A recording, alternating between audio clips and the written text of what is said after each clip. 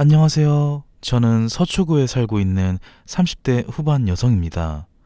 부끄럽지만 전 결혼을 한 번 실패했어요.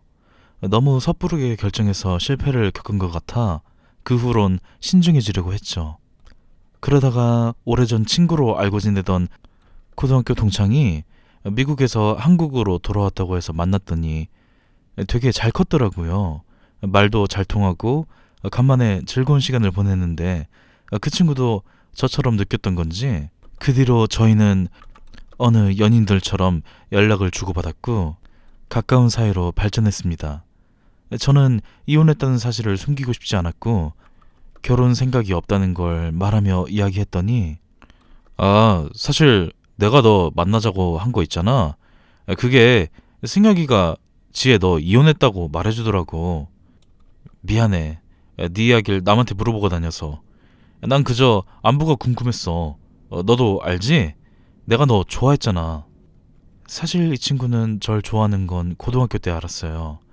근데 그게 지금도 그럴 거라고는 생각 못했죠. 급 고백에 저는 당황스러웠습니다. 제가 먼저 이혼 사실을 말하려고 했는데 도리어 고백을 받다니. 동호야, 나 좀 당황스럽다. 물론 나도 너가 좋긴 한데 만나는 건 부담스러워. 미안. 지혜야, 나 너 기다릴게. 그냥 심심할 때 연락 줘. 저도 동호의 고백이 설레고 좋았어요. 그렇지만 지금 내 코가 석자였기에 누굴 진지하게 만나는 건 어려웠죠. 사실 4년 전 남편 놈과 이혼을 결심했지만 아직도 재산 분할을 끝내지 못했습니다. 이 구질구질한 놈이 아주 절 털어먹으려고 해요. 사실 저희 집이 부유한 편이에요. 금수저라고 말하는 건 민망하지만 풍족하게 자랐습니다. 그렇다고 정략결혼이니 뭐 집안에서 골라준 남자랑 결혼을 하고 뭐 그런 건 아니었어요. 전 남편과 저는 테니스 동호회에서 만났습니다. 그 당시 저는 결혼에 대해 생각이 없었어요. 그저 내 인생 재밌게 살아야지 하는 마음뿐이었죠. 그런데 그 사람은 제가 만났던 남자들과 달랐어요. 지혜씨, 저번주보다 키가 크신 것 같아요. 네? 저 성장판 이미 예전에 다쳤는데요? 아, 맞네? 근데 저는 아침에는 180이거든요? 그러니까 앞으로 우리 아침마다 만날래요? 이 어이없는 대화가 그 당시엔 귀여웠습니다. 누가 봐도 저에게 잘 보이려고 하는 게 보였죠. 능숙하지도 못해서 저한테 다 들켰어요. 그 점이 귀여웠어요. 어린아이처럼 순수하고 해맑은 것 같았죠. 그렇게 저는 그 사람에게 스며들었던 것 같아요. 제 돈을 보고 접근하는 남자들은 다 과시하는 사람들이 대다수였거든요. 비싼 차를 끌고 와서 괜히 커피 마실 때 차키를 보여주거나 부모님의 직업과 재산을 강조했어요. 되게 그런 사람들의 특징 중 하나는 부모님이 벌어온 돈으로 펑펑 쓰며 직업 하나 있지 않다는 거였죠. 네, 이른바 능력 없는 금수저 부류였습니다. 그런 사람들이 잘못됐다는 건 아니지만 저는 매력적이지 않다고 생각했어요. 그런 남자들만 보다가 순수한 전 남편을 보니 이 남자는 다를 거라고 착각했던 것 같아요. 그렇다고 섣부르게 저희 집이 잘 사는 편이다, 건물을 뭐 가지고 있다 라는 말은 하지 않았어요. 그러다가 저희에게 한 사건이 생겼는데요. 테니스 동호회에서 친한 사람 몇 명끼리 한라산으로 등산을 가기로 했죠. 그것도 한겨울에요. 겨울에 산이 얼마나 미끄럽고 위험하던지 온갖 준비한 게 무색하게도 그만 조난을 당하고 말았죠. 겨울은 해가 빨리 떨어지니 서둘러야 했는데 몸이 따라주질 않았어요. 저는 자연스럽게 뒤처졌고 전 남편은 저를 이끌어주고 있었죠. 그러다 제가 그만 넘어지고 말았습니다. 그 당시 제가 발목을 한 차례 부상당했던 터라 꼼짝도 할 수 없었어요. 발목은 부어서 걷지 못하고 날은 어두워지고 이미 사람들과 떨어졌고 핸드폰은 또 배터리가 다 나갔죠. 저희는 더 날이 어두워져서 온도가 떨어지기 전에 대피소로 들어갔죠. 정상에서 막 내려왔던 터라 저희 둘 다 지쳐 있었죠. 마음 같아선 누워있고 싶었는데 그럴 수도 없었죠. 지혜씨, 다리라도 편히 뻗어요. 제가 겉옷 깔아드릴게요. 아, 괜찮아요. 성민씨도 힘들잖아요. 에이, 괜찮아요. 원래 남자가 체온도 더 높을걸요? 응? 제가 핫보이에요, 핫보이. 그 사람 특유의 얼토당토하는 말을 했죠. 누군가는 들으면 얼빠진 소리라고 했지만 저는 전 남편이 입만 열면 웃음이 나왔어요. 심각한 상황이었지만 이 사람과 함께라면 어떤 어려움도 이겨낼 수 있을 것 같았죠. 그렇게 저희는 1년이라는 시간을 만났습니다. 집에서 결혼을 재촉하고 있었고 부모님은 계속 맞선을 권유하셨죠. 저는 만나는 사람이 있다며 거절하자 부모님은 데리고 오라는 말을 하셨습니다. 지혜씨, 어디 아프신가요? 아니면 입맛에 안 맞아? 여기가 서울 택시 기사님들이 엄청나게 추천해주는 가성비 좋은 기사식당인데 별로예요? 전 남편은 제 안색을 연신 살피고 있더라고요. 저는 아주 조심스럽게 입을 열었습니다. 성민씨, 사실 저희 집이 좀 살아요. 부담스러울 것 같아 말 못했는데 제 이름으로 건물도 있고요. 저 서울에 제 이름으로 된 집도 있어요. 와, 대박! 어쩐지 지혜씨 되게 고급스러워요. 여기서 아차 싶었습니다. 이 사람 어디 모자란 건가 싶었어요. 그런데 전 남편은 제 표정 하나는 귀신같이 읽었기에 바로 덧붙이더라고요. 뭐랄까, 백화점에서 옷을 막 자주 사실 것 같아요. 성민씨, 저 지금 진지해요. 우리 결혼할래요? 아니, 해요, 결혼. 네, 저는 프로포즈를 오히려 제가 먼저 했습니다. 그렇게 성급한 결혼의 결과는 처참했죠. 여보, 이번 달 카드 내역서 금액이 왜 이래? 아, 그거 내가 애들한테 한턱 쐈어. 사는 건 좋은데 그걸 왜 내 카드로 긁어? 당신 지금 일도 안 다녀서 내가 준 카드잖아. 에이, 그럼 나는 뭐 친구도 만나지 마? 아니, 네가 나 쓰라고 준 거잖아. 이럴 거면 애초에 주지 말든가. 처음에는 나 먹여 살리겠다고 하더니 왜? 너도 내가 한심해? 그때는 당신이 취업 스트레스 받으니까 한 말이고. 저와 전 남편은 결혼하고 현실을 깨달았습니다. 우린 참 맞지 않는 사람이구나 싶었죠. 서로 달랐기에 끌렸던 걸까요? 결혼 후 같이 사는 내내 싸우지 않고 지나간 날이 없었습니다. 정말 사소한 거 하나하나도 다 맞지 않았어요. 아니, 아침엔 간단하게 토스트 먹으면 됐지. 뭔 국까지 먹겠다고 난리야. 나는 밥을 먹어야 든든하다고. 그래, 그러시겠지. 집에만 있지 말고 좀 밖으로 나가서 생산적인 활동을 좀 해. 지혜야, 나 지금 되게 생산적이잖아. 안 보이니? 나 밥 먹는 거?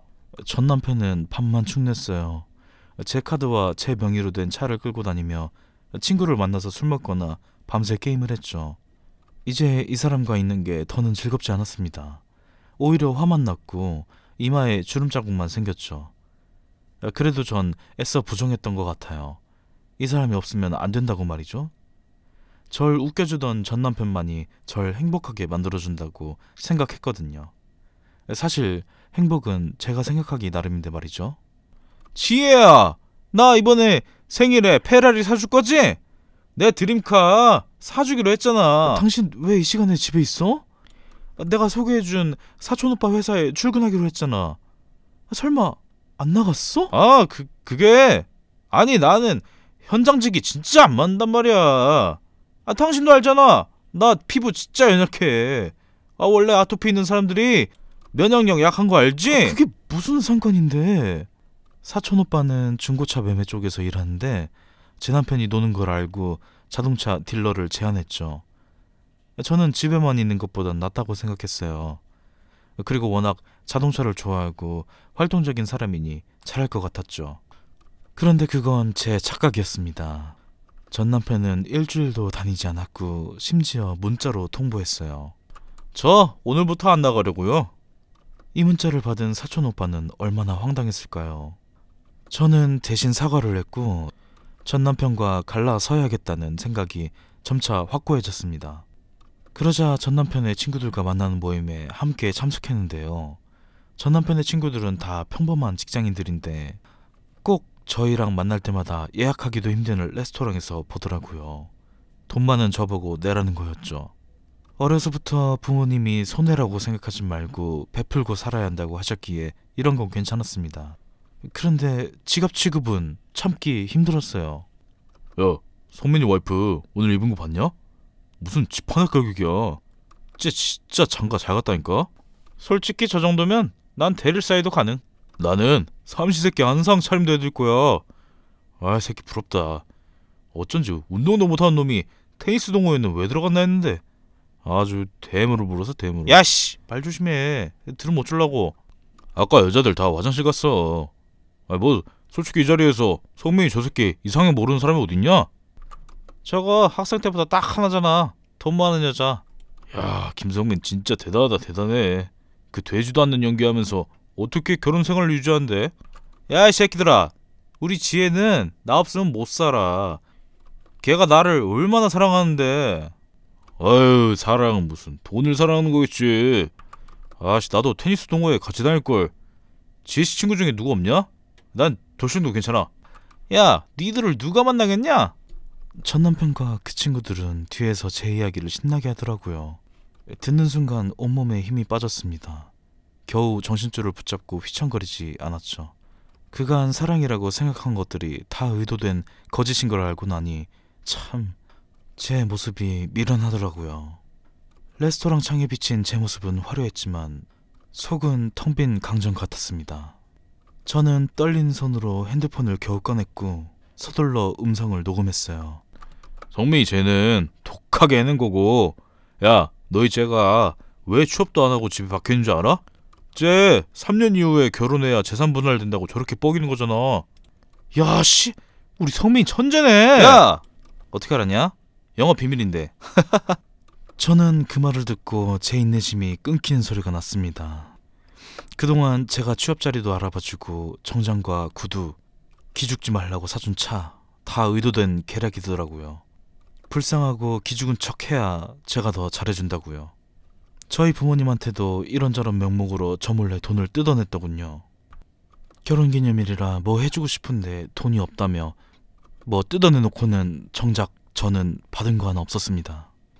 더 숨어서 듣다간 제 속이 타들어갈 것 같아 저는 떳떳하게 걸어갔습니다.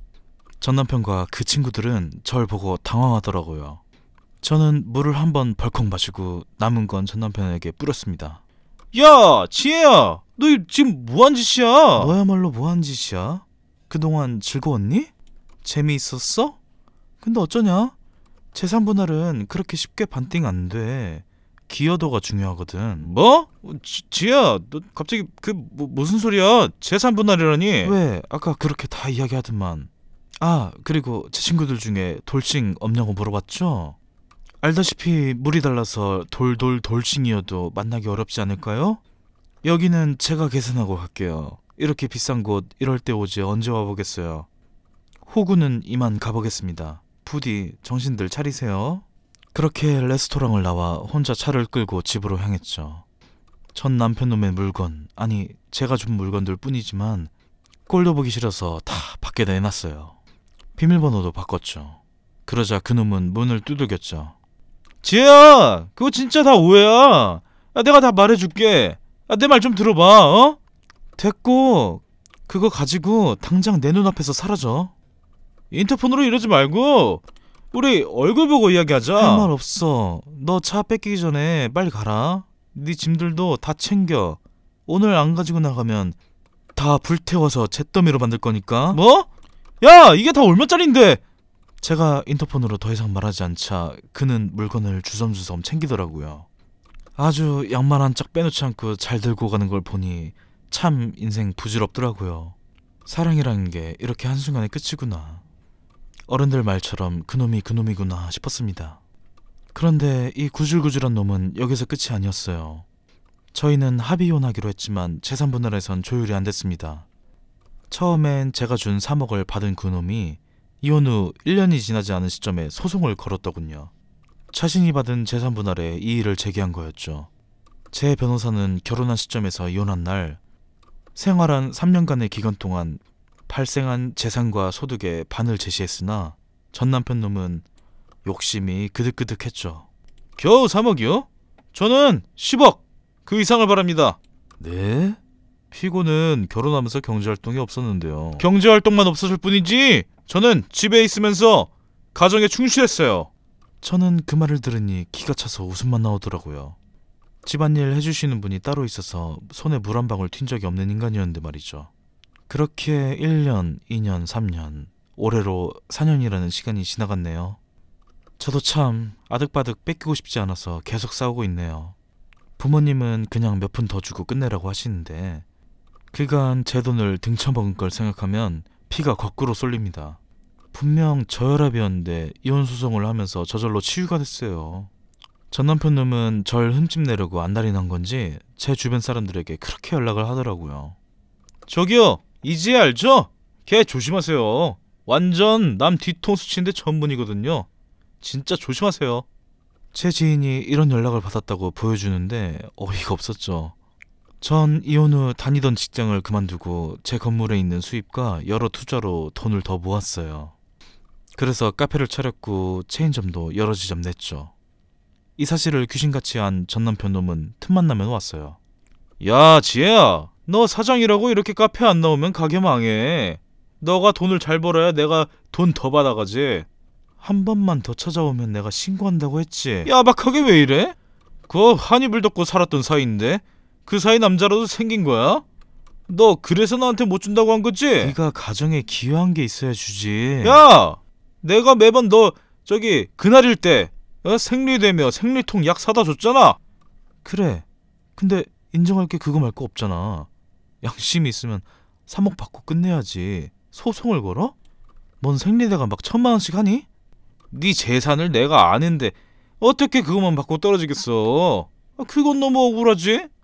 그리고 내가 가정에 기여한 거 또 있어. 내가 집 지켰잖아.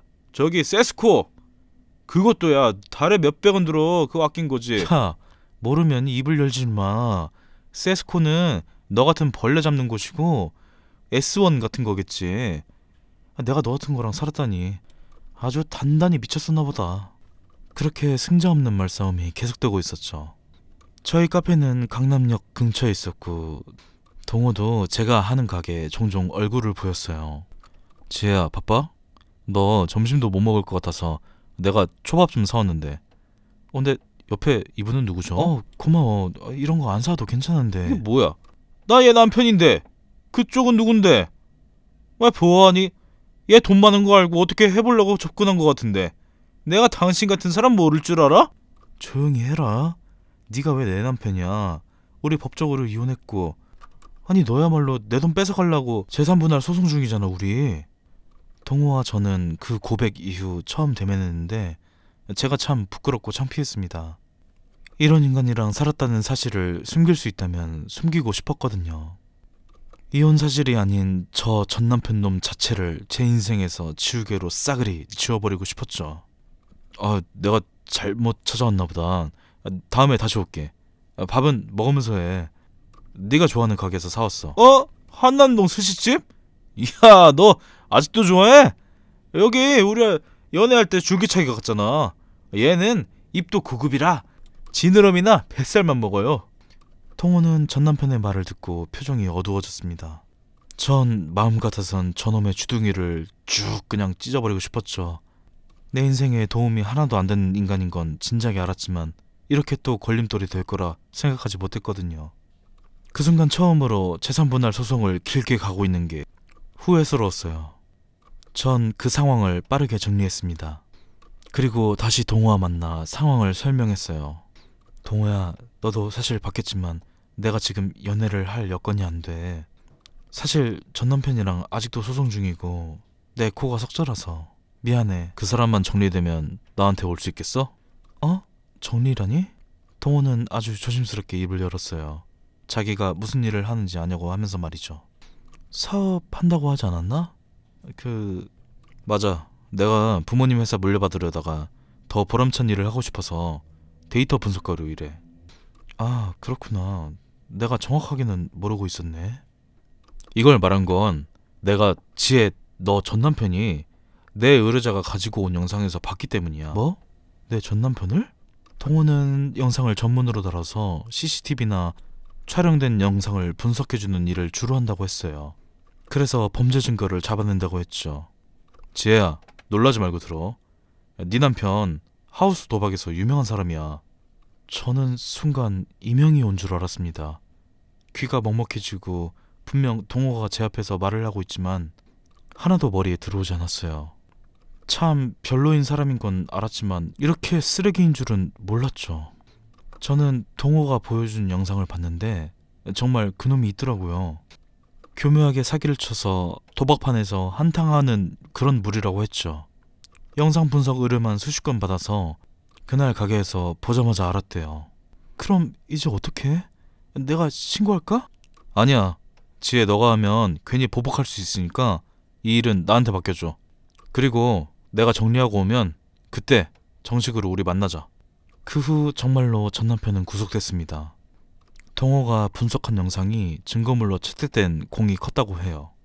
초범이라 형량을 크게 받지 않았다고 듣긴 했지만 어쨌든 마무리가 됐기에 다행이었습니다. 재산분할 소송도 금방 마무리할 수 있었어요. 더는 절 찾아올 일도 없었기에 알터니가 빠진 마냥 후련했죠. 그 후 동호와 저는 진지한 만남을 이어갔고 그해 겨울 살림을 합쳤습니다. 결혼식을 올리진 않았고 혼인신고만 해서 살았어요. 둘 다 아이도 좋지만 신혼을 즐기기로 해서 잘 살고 있었습니다. 그런데 그 인간이 출소를 한 겁니다. 남편은 절 걱정해서 전기 충격기부터 호신용 스프레이까지 사다 줬어요. 그리고 매일 카페와 집까지 모셔다 줬죠. 정말 놀랍지도 않게 그놈은 카페로 찾아왔습니다. 그리고 확성기를 켜고 제 실체를 까발린다고 시위를 했죠. 1인 시위를 개인 영업장 앞에서 하는데 그게 전 남편이라니. 참 이 인연이 끈질기다 싶었죠. 저는 주저없이 경찰에 신고했어요. 그러자 전 남편 놈은 아니 지혜야, 우리 함께 웃던 그 추억을 생각해봐. 너도 그때 행복했잖아. 그 새끼보다 내가 더 행복하게 해줄게. 아주 영화 한 편을 찍어라. 행복은 무슨. 지금 네가 날 불행하게 만들고 있거든? 좋은 말 할 때 가라. 너 나 그렇게 감옥 보내고 그 새끼랑 살림 차렸다며? 네가 나 책임진다고 했잖아. 사랑이 어떻게 변하니? 정말 한숨만 나왔어요. 무슨 실현당한 비련의 여자 주인공처럼 눈물을 흘리는데 다 가증스럽더군요. 다 연기죠 뭐. 뻔했죠. 지혜야, 내가 안 왔으면 좋겠지? 너 물장사하는 것도 솔직히 떳떳하진 못하잖아. 내가 살아있는 너의 과거인데 어떻게 입막음 잘해야지. 사업 번창하고 싶으면. 눈물이 통하지 않자 그놈은 본색을 드러냈습니다. 저는 여기서 이러고 있다간 가게의 영업적인 피해와 손해가 막대할 것 같아 자리를 옮기려고 했는데 제 현재 남편이 나타났습니다. 안녕하세요. 되게 오랜만이네요. 콩이 몸에 잘 받으시나봐요. 얼굴이 좋아지셨는데요? 한 번 더 들어가도 될 것 같은데. 뭐라는 거야? 지금 내가 당신 때문에 개고생했는데. 남편은 전 남편에게 살갑게 굴었습니다. 그럴 사람이 아닌데 이상했죠. 저 사람이 뭐 잘못 먹었나 싶었죠. 갑자기 전 남편을 끌어안더니 귓속말을 하는데 그놈이 사색이 되더니 도망가더라고요. 뭐야? 어떻게 해결했어? 아니 꼼짝도 안 하던 놈이 어떻게 저렇게 주랭랑을 치지? 내가 다 해결해준다고 했잖아. 당신은 나만 믿어. 제 남편은 슈퍼맨같이 나타나서 절 지켜줬어요. 제가 집 가는 내내 어떻게 된 거냐고 물어보자 그는 입을 열었죠. 출소하자마자 당신을 찾아갈 것 같았어. 근데 무슨 말을 했어? 아까 뭐 이야기하던데 뭐 혹시 협박 같은 거 했어? 나를 뭘로 보고. 난 협박하는 거 안 해. 진실만 말하지. 그냥 도박한 사람 뻔하지. 약도 했을 것 같아서 슬쩍 떠보니까 들켰는지 도망가더라. 그 사람 전에 들어보니까 과거에 처벌받은 게 있대. 도박은 초범이지만 그건 초범이 아니라면 더 길게 살지 않겠냐고 막 그렇게 했지 뭐. 협박인가? 구질구질한 전 남편 놈은 아주 나쁜 짓은 다 하고 다녔던 건지 혼자 겁먹고 도망친 거였죠. 그 뒤로 나타나지 않았어요. 감옥에서 평생 썩히고 싶진 않았나 봐요. 그 뒤로 저희 부부는 아이도 생겼답니다. 이제 정말 평안하고 하루가 행복해요. 이 진흙탕 싸움에서 절 잡아 올려준 지금의 남편에게 너무 고맙네요. 제 사연은 여기까지입니다. 오늘도 사연을 들어주셔서 감사합니다. 안녕. 안녕하세요. 40대 중반의 여성입니다. 왜 다들 결혼 전에 시누이 많은 집은 피하라고 하잖아요. 시어머니만 있어도 피곤한데 시누이까지 여럿 있으면 시달릴 게 뻔히 보이니까요. 저희 집이 딱 그런 집이었습니다. 시집 오기엔 안 좋은 집이에요. 장난이고요. 저희 가족사를 이야기하고 싶어 사연을 보냅니다. 저희 엄마는 첫째 아들을 편애하며 살았습니다. 딸들은 그저 아들을 돋보이게 하는 존재들이었죠. 저와 여동생들은 언제나 뒷전이었습니다. 왜 어린 시절 그 흔한 운동의 날이나 졸업식 날 사진들을 보면 전 언제나 친구들과 찍은 게 전부였어요. 엄마는 딸들이 졸업을 하든 말든 기억조차 못했고 늘 오빠 졸업식만 찾아가고 사진을 찍었습니다. 저는 그저 사랑을 독차지하는 오빠를 부러워할 뿐이었죠. 야, 이거 봐라. 엄마가 사준 청바지다. 뭐? 헐, 그거 20만 원 넘는 건데? 야, 봐봐. 여기 로고. 부럽지? 오빠가 보여준 청바지는 그 당시 유명했던 비싼 청바지였어요. 최소 반 1등은 해야 겨우 사달라고 할 수 있을 정도로 비싼 옷이었죠. 그렇다고 오빠가 공부를 잘하느냐? 아니요, 오히려 반대였죠. 엄마, 저 반에서 3등 했는데 저 10등 올렸잖아요. 그래서 말인데. 왜? 너 혹여나 뭐 사달라는 말 하지 마라. 공부 열심히 해서 성적 오르면 너한테 좋은 거지. 나한테 좋은 거야? 네. 세탁소에서 오빠 교복은 가져왔어? 아, 깜빡했어요. 야! 너는 네 오빠가 구겨진 교복 입고 학교 갔으면 좋겠어? 뭐해? 꾸물거리지 말고 문 닫기 전에 얼른 뛰어가! 그날은 비가 오는 날이었어요. 오빠의 교복이 젖거나 구겨지지 않아야 해서 한껏 웅크리고 가야만 했습니다. 처량한 제 모습에 슬펐지만 제대로 들고 가지 않으면 비 오는 날 먼지나게 맞을 걸 알아서 조심히 갔죠. 또 그래도 비가 오면 좋았던 게 갔다 오면서 울어도 티가 안 난다는 점이었어요. 어머, 언니 홀딱 젖었네. 또 오빠 심부름? 응, 내가 교복 가지고 오는 거 깜빡해서. 아무리 생각해도 우리 엄만 계모가 아닐까? 나이 차이가 많이 나는 막내 동생은 그때 겨우 10살이었는데 툭하면 계모라고 대들었어요. 그래서 엄마에게 엉덩이를 많이 맞았죠. 그 어리고 작은 애 때릴 곳이 어디 있다고. 엄마는 오빠를 제외한 우리 자매들에게 언제나 매를 들었어요. 야, 그거 뭐냐? 좀 좋아 보인다. 내놔. 아, 싫어. 이거 큰언니가 나 준 거야. 나 말 잘 듣는다고 직접 만들어준 인형이란 말이야. 요 쪼만한 게. 우리 집에 있는 건 다 내 거야. 오빠는 엄마와 아빠에게 모든 지원을 받아서 없는 게 없었지만 저희 물건 갈취하는 건 자주 하는 짓이었어요. 그날은 막내에게 만들어준 인형이 문제였죠. 오빠는 그 인형이 정말 탐난 게 아니었어요. 그저 동생이 엄마에게 혼나는 게 보고 싶어서 괜히 건드는 거였죠. 저라면 그냥 주고 말았겠지만 막내는 그런 오빠에게 맞서다가 엄마한테 엉덩이를 맞게 됐죠. 어디 어린 게 감히? 왜 이렇게 말을 안 들어? 너 한 번만 오빠한테 대들면 고아원에 버려볼 거야. 알겠어? 동생은 한 차례 엄마에게 혼이 나고 나면 풀이 죽어서 저에게 안겨 울었습니다. 그런 모습을 보며 저는 다짐했어요. 내가 결혼하면 절대로 자식을 차별하지 않겠다고 말이죠. 그렇게 저희는 나이를 먹어갔고 오빠가 대학을 갈 시점이 됐습니다. 엄마는 저희 딸들을 불렀고 이야기를 했죠.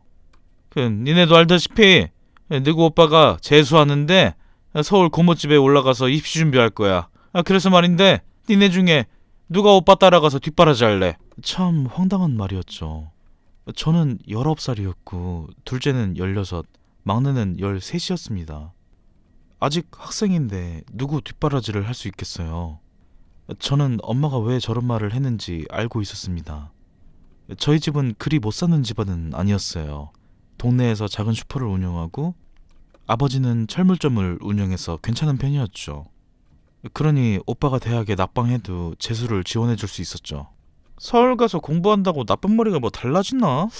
아무래도 서울은 막내 네가 가야겠다. 고모 집에 살면서 호되게 혼나야 정신 차리겠지. 엄마의 말에 막내는 입을 다물었어요. 서울 고모는 저희에게 두려움의 대상이었습니다. 엄격한 아버지보다 강력한 분이셨거든요. 그런 집에서 오빠와 단둘이 있어야 하는 건 고문이 따로 없었죠. 제가 갈게요. 동생들은 아직 어리고 공부해야 하니까 제가 서울에서 오빠랑 지낼게요. 언니! 둘째와 막내는 저를 말렸지만 어쩔 수 없었습니다. 애초에 엄마는 제가 마음에 들지 않아서 묘책을 낸 거였거든요. 오빠는 부모님의 기대와 다르게 공부를 잘하지 못했습니다. 매번 비싼 과외를 시켰지만 그래도 성적이 오르지 않았어요. 반면에 저는 혼자 공부했지만 상위권 성적을 유지했고 학교에서도 서울로 대학을 갈 수 있다고 말했었죠. 그런데 부모님은 절 대학 보낼 생각이 없으셨습니다. 그냥 절 뒷바라지와 허드렛 일을 시킬 생각이었죠. 진짜 너무해. 언니가 오빠보다 공부도 잘하는데 왜 언니가 시험 포기하고 오빠 따라 서울을 가? 쉿, 막내야. 언니 그래도 검정고시도 치고 바로 대학도 준비할 거야. 걱정 마. 뭐? 오빠 뒷바라지 하러 서울 올라가는 건데 그걸 어떻게 다 하려고? 언니가 서울까지 가서 왜 엄마 말을 들어?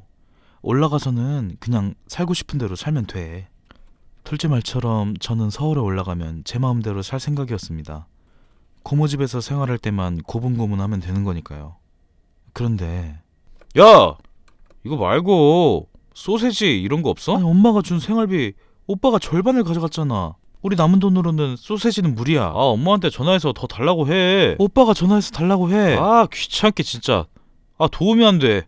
비켜! 오빠는 툭하면 돈을 어디에 쓰고 왔어요. 다니라고 끊어준 재수학원도 늘 땡땡이 치고 늦게까지 잠만 잤죠. 저희는 고모집에서 생활해 주거비용은 아꼈지만 식비는 알아서 해결해야 했죠. 고모는 주택에 살고 있었는데 그 집 옥탑방이 비어있다고 저희에게 생활하라고 했거든요. 주방도 화장실도 딸려 있어서 생활에 불편한 건 없었지만 방이 하나라 그 방은 오빠가 사용했죠. 저는 주방과 거실로 사용하는 바닥에서 생활했습니다. 저는 서울에서 검정고시를 치렀고 한 번에 붙었어요. 반면 오빠는 모의고사를 잘 보긴커녕 시험도 안 보고 놀러 다녔어요. 오빠 일찍 좀 다녀. 고모가 오빠 어디 갔냐고 나한테 매번 물어본단 말이야. 대충 독서실 갔다고 말하면 되잖아. 넌 뭐 학교를 다니다 말아서 그런가?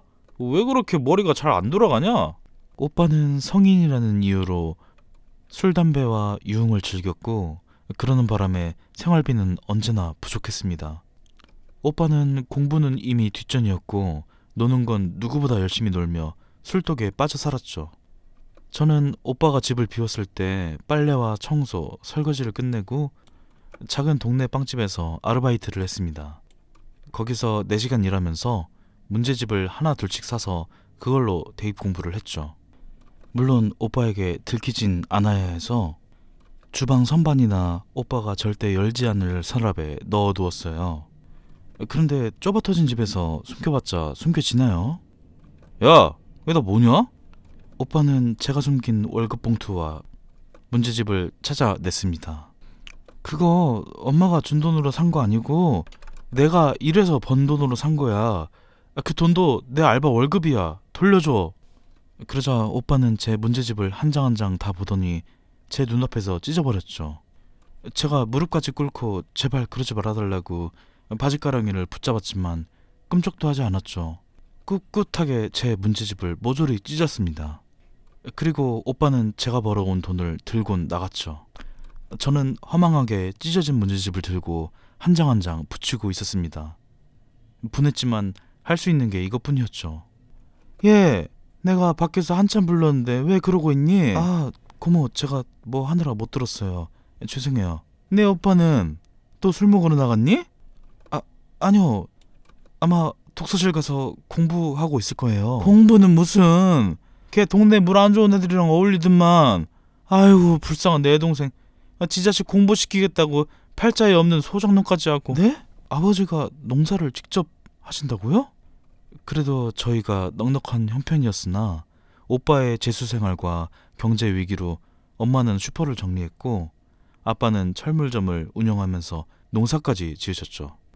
심지어 둘째는 학교를 그만두고 근처 공장에서 일한다고 했습니다. 막내는 먼 친척집에 맡겨졌다고 했어요.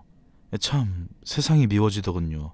어떻게든 잘 살아보겠다는 게 그리 큰 욕심인 건지 나쁜 일은 겹치는 법이라도 있는 건지 끝인 줄 알았지만 또 최악의 상황이 일어났습니다. 오빠 일어나. 우리 시골 내려가야 돼. 네 혼자 가. 나 숙취 있을 때 깨우지 말라고 했지. 아버지 돌아가셨대. 일어나. 아버지는 그해 가을 오빠의 수능이 끝난 날 돌아가셨습니다. 갑작스러운 심근경색으로 손도 써보지 못했죠. 그렇게 가세가 더욱 기울어졌고 저희는 서울 생활을 마무리하고 시골로 내려갔습니다. 아빠의 재산 일부는 오빠 몫이었는데 대학 등록금을 겨우 낼 수 있을 정도였죠. 오빠는 지방 전문대에 겨우 붙었고 시골집에서 떨어진 다른 지역으로 떠났습니다. 그리고 저는 서울 4년제 대학이 붙었지만 등록금 낼 돈이 없어서 포기했어요. 하지만 전 그것보다 중요한 게 있었죠. 엄마, 제가 둘째가 다니고 있는 공장에 다닐게요. 그러니 우리 둘째는 공부 마저 하게 해주세요. 희집애가 공부해서 뭐해? 시집이나 잘 갔으면 됐지. 니네 둘 다 거서 열심히 일이나 해라. 엄마는 저와 동생 둘 다 일을 시켜 생활비, 오빠 용돈, 그리고 오빠가 장가 갈 돈까지 마련할 생각이었죠. 저는 잔머리를 썼습니다. 엄마, 요즘 남자들은 그래도 똑똑한 여자 좋아한대요. 내가 서울에서 생활해봐서 아는데 멍청하면 아예 상대를 안 해주더라고요. 고등학교 졸업장은 있어야 누굴 만나서 연애도 하고 결혼해서 잘 살 수 있지 않겠어요? 부잣집에 시집가면 좋잖아. 엄마는 제 말을 듣고 생각하더니 동생이 야간으로 고등학교 다니는 건 허락해줬어요. 그래도 일을 하긴 해야 했지만 졸업장을 딸 수 있어 다행이었죠. 그런데 너 이장님 사촌 동생한테 시집 가라. 엄마는 갑자기 아침밥을 먹다가 저에게 시집가라고 했어요. 이장님 사촌동생 얼굴도 모르고 나이도 모르는데 말이죠. 저 아직 21인데 지금 결혼은 좀... 시끄러. 너 입 하나라도 좀 줄여놔야 네 오빠 결혼 자금도 마련하지. 저는 그냥 군말 없이 그러겠다고 했답니다. 차라리 여기보단 나을 수 있을 것 같았거든요. 동생들과 헤어지는 건 싫었지만 공장에서 기계처럼 일하며 체력과 돈을 다 뺏기는 것보단 누군가의 아내로 사는 게 낫지 않나 싶었죠. 저는 그렇게 남편을 만났습니다. 남편은 우체국에서 일하는 가정적이고 다정한 남자였죠. 그는 홀어머니를 극진하게 모시는 효자였습니다. 저는 시어머니와 함께 사는 것도 그와의 결혼 생활도 다 좋았어요. 오히려 시어머니는 절 딸처럼 대해주셨어요. 아이고, 우리 며느리가 누굴 닮아서 이렇게 성실하고 반듯한지. 우리 아들놈이 속썩이면 나한테 말해. 내가 혼내줄게. 저희 세 식구는 시골에서 멀리 떨어진 서울 근처 도시에서 생활했어요.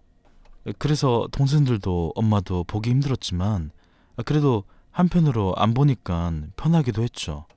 문득 내가 이렇게 행복해도 평안하게 지내도 되는 건가 싶어 죄책감이 들기도 했지만 말이죠. 여보, 우리 슬슬 아이 하나 갖는 거 어때요? 난 당신 닮은 딸을 낳고 싶어. 아들도 좋지만 딸이 더 귀엽고 예쁠 것 같지 않아? 에이, 그런 게 어딨어요. 아들, 딸 상관없이 잘 키우면 됐지. 저희는 그렇게 남편의 바람처럼 딸을 낳았어요. 시어머니도 남편도 좋아했지만 이를 못마땅하게 보는 사람이 딱 한 명 있었으니 바로 저희 엄마였습니다. 낳을 거면 고추 달린 남자를 낳아야지. 기집애가 또 기집애를 낳아서 뭐한대? 지긋지긋하다 정말. 돌잔치에서 엄마에게 들은 말이었죠. 술에 취해서 한 말도 아니었고 늘 저와 동생들에게 한 모욕을 그대로 하는 거였어요. 제 딸한테도 그렇게 함부로 대하는 걸 보니 화가 나서 다신 찾아오지 말라고 으름장을 놨죠. 그런데 나중에 알게 됐는데 제 엄마가 돌잔치에 와선 시어머니에게 돈까지 요구했다는 사실도 알게 됐어요. 여보, 이런 말 불편하겠지만 혹시 형님이 또 무슨 사고 치셨대요? 우리 오빠? 나도 연락 안 해서 모르겠는데. 왜요? 그게 장모님이 어머니한테 돈을 달라고 했대요. 원래 손주 낳아주면 돈 주는 거라고 막 하면서. 참 기가 막힌 이야기였죠. 제가 아들을 낳았다면 그보다 더 요구했을 겁니다. 뭐 집까지 사달라고 했을지도 모르죠. 저는 엄마에게 당장 전화해서 단호하게 말했습니다. 딸 가지고 장사하려고 하지 마요. 난 이제 엄마 자식 아니니까 연락도 찾아오지도 말라고요. 야! 내가 너 키움값 받겠다는데? 네가 뭔 상관이야? 결국 이 통화를 들은 시어머니와 남편이 이를 해결해줬죠. 시어머니는 시아버지가 남겨두신 재산으로 집 근처에 건물이 있었어요.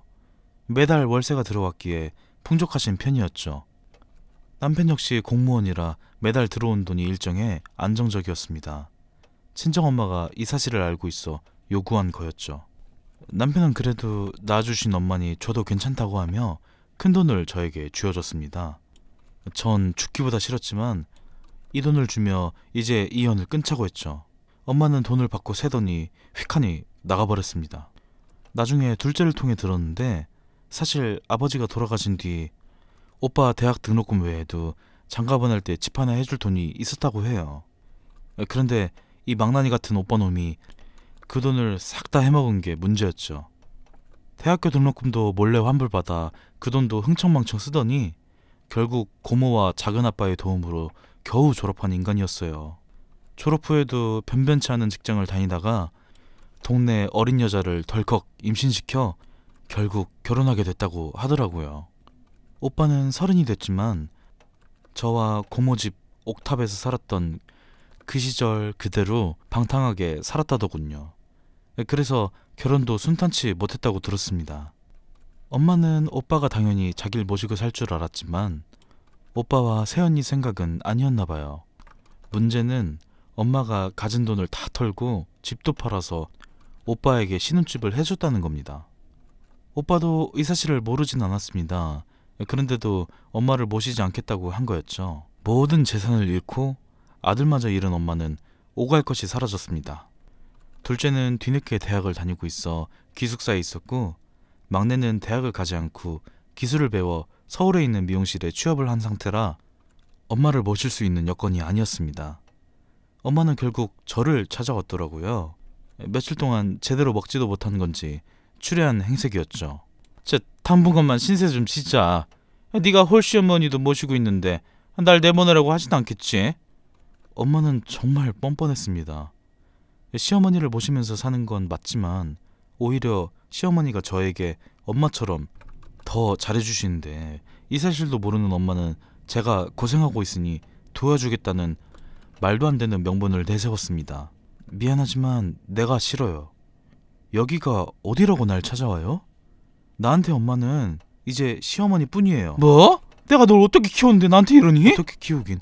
욕하고 차별하면서 키웠잖아. 이제 뭐 내 딸한테도 그러려고? 딸은 기집애라 뭐 쓸모없다며. 왜 날 찾아왔대? 엄마는 제 말을 듣더니 얼굴이 시뻘개져서는 자리를 떠났어요.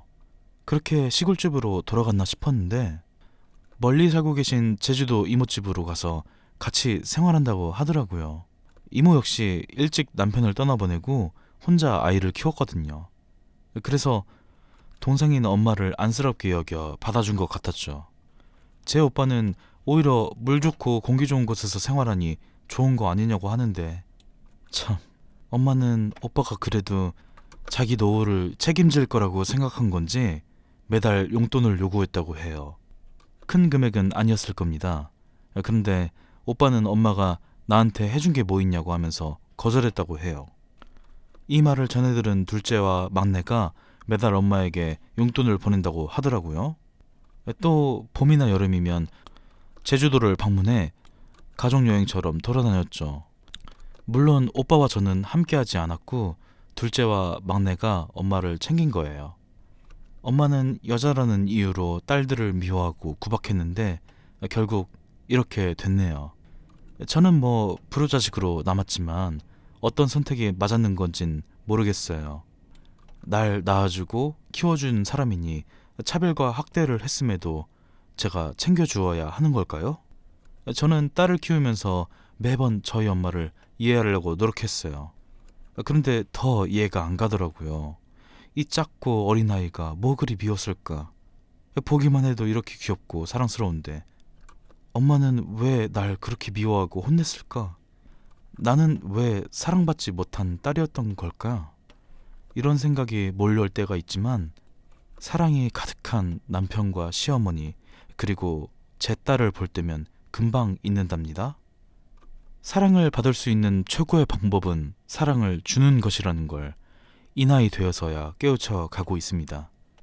제가 겪은 이 서러운 감정을 딸이 느끼지 않게 하기 위해 최선을 다해 키우고 있어요. 어른들 생각보다 아이들은 기억력이 더 좋아서 어른이 된 이후에도 종종 생각이 나고 상처가 아물지 못하더라고요. 여러분들도 저처럼 차별을 받으며 자란 경험이 있으신가요? 그럼에도 아직까지 부모님과 연을 이어가고 있다면 어떻게 그 감정을 해소했고 그 굴레에서 벗어났는지 궁금합니다. 댓글로 여러분들의 경험과 지혜를 적어주시면 감사하겠습니다. 제 사연은 여기까지입니다. 오늘도 긴 사연 들어주신 여러분 감사합니다. 안녕하세요. 저는 경기도에 살고 있는 30대 중반의 여성입니다. 원래대로라면 지금쯤 결혼하고 화목한 가정을 잘 꾸려 지내야 되는 시기이지만 저는 1년 만에 이혼한 싱글입니다. 제가 이렇게 지금도 혼자 살고 있는 건 전 남편에게 배신을 당했기 때문입니다. 제 남편과 저는 결혼 전 2년이라는 시간 동안 교제를 했어요. 둘 다 30 넘어서 만난 거라 결혼을 염두에 두고 있었죠. 그렇게 지내다 보니 이 사람이면 결혼을 해도 되겠다 싶었어요. 효자도 아니었고 그렇다고 무심하지도 않았거든요. 오히려 시어머니가 저에게 미안하다고 하실 정도였습니다. 아이고, 내가 남의 집 귀한 딸 고생시키는 것 같아서 마음이 불편하네. 에이, 엄마, 그런 말이 새언니를 더 불편하게 만드는 거야. 나도 돕잖아. 시어머니와 시누이는 새로운 식구인 저를 잘 챙겨줬습니다. 저는 미디어에서 본 시집살이와는 달리 따뜻한 시댁이었기에 별 생각이 없었습니다. 오히려 든든하기까지 했어요. 언니, 웨딩 촬영 잘 했어요? 오빠가 답답하게 굴면 바로 저한테 말해줘요. 제가 뭐라 한 소리 해줄게요. 시누이와 남편은 남들과 같이 화목하고 일반적인 남매 사이였습니다. 아이고, 혜영아, 이런 거 사오지 마. 어머니, 그래도 빈손으로 찾아뵙는 건 예의가 아닌 것 같아서. 우리가 남도 아니고 네가 자꾸 그렇게 선 그으면 나 정말 서운해. 난 혜영이 너 친딸처럼 생각하는데. 엄마, 혜영이 좀 말려줘요. 나도 말렸는데 내 말은 안 들어. 우리 집에 간다고 하면 자꾸 비싸고 좋은 거 사가자고 한다니까. 당신은? 내가 또 언제 그랬다고 그래. 맞아요. 사실 누가 시어머니에게 미운 털 받기고 싶겠어요. 저는 괜히 시댁에 갈 때면 뭐라도 사가 예쁨을 받고 싶었어요. 남편은 그러지 않아도 된다고 했지만 그래도 잘 보이면 좋잖아요. 언니, 저번에 그 과일 가게에서 사온 거죠? 여기서 파는 건 꿀을 발라놓은 건가? 너무 맛있어요. 그래요? 아가씨 좋아하는 샤인머스켓도 사왔어요. 아주 우리 딸보다 낫다니까. 너는 먹을 줄만 알지? 물론 자기 자식이 최고지만 제가 느끼기엔 시어머니는 시누이보다 절 더 아껴주셨어요. 그런데 이상한 점이 있었습니다. 시누이는 시부모님과 같이 살고 있는데 결혼도 안 한 젊은 시누에게 애가 있다는 거였죠. 시누는 대학을 외국에서 다녔는데 그때 사고를 친 거라고 신랑이 그랬죠. 하지만 좀 의아했습니다. 그런 것 치곤 시누의 영어 실력이 참 모자랐거든요. 언니, 왔어요? 잘됐다. 안 그래도 집에 설거지 이모님 도착해서 설치 중인데 언니도 한번 보고 오빠한테 사달라고 해요. 설거지 이모님이요? 어머, 몰라요? 아, 언니가 아직 육아를 안 해봐서 그런가? 그래서 식기세척기 기계를 설거지 이모님이라고 한댄다.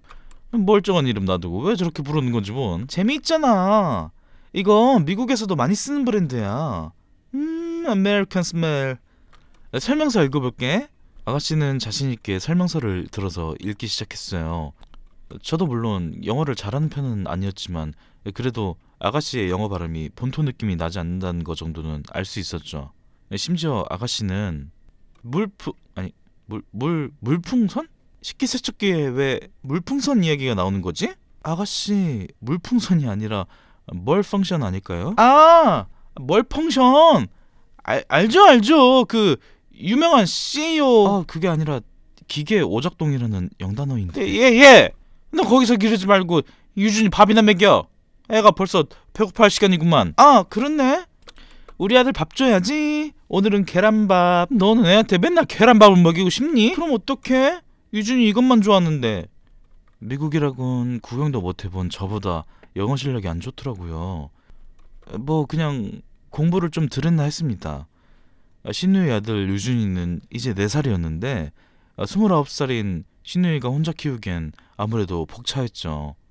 아무런 준비 없이 덜컥 아이를 낳았으니 힘들 일이 많았을 것 같아 제가 도움을 주기도 했고요.